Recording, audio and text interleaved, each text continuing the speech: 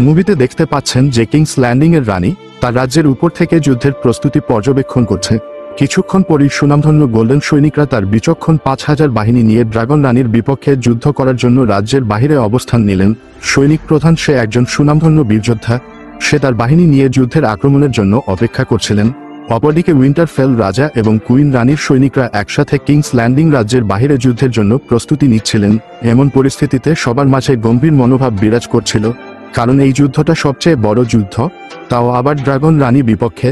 এক পর্যায়ে রানী সৈনিকরা যুদ্ধের জন্য এক ধাপ সামনে এগিয়ে গেল, আর অন্যদিকে কিংস ল্যান্ডিং এর সৈনিকরা আকাশের দিকে তাকিয়ে ড্রাগন খুঁজছিলেন, কিন্তু ড্রাগন না দেখতে পারায় তারা চিন্তায় পড়ে গেলেন। এমন অবস্থায় হঠাৎ রাজ্যের পিছন থেকে তীব্র গতিতে উড়ে এসে ড্রাগনটি মস্ত বড় লোহার তৈরি দরজাটি আগুন দিয়ে উড়িয়ে দিলেন। দরজার সামনে থাকা হাজারো সৈনিক আগুনে পুড়ে ছারখার হয়ে গেলেন। এই সুযোগে ড্রাগন রানীর সৈনিকরা কিংস ল্যান্ডিং এর ভিতরে ঢোকার জন্য অগ্রসর হলেন এবং যুদ্ধের ময়দানের সামনে থাকা সৈনিকদের নিঃশেষ করে দিচ্ছিলেন। এমনকি তারা রাজ্যের ভিতরে প্রবেশ করে গিয়েছিলেন এবং শত্রুদের প্রতিহত করে এগিয়ে যাচ্ছিলেন এবং এক পর্যায়ে তারা কিংস ল্যান্ডিং জয় লাভ করেন।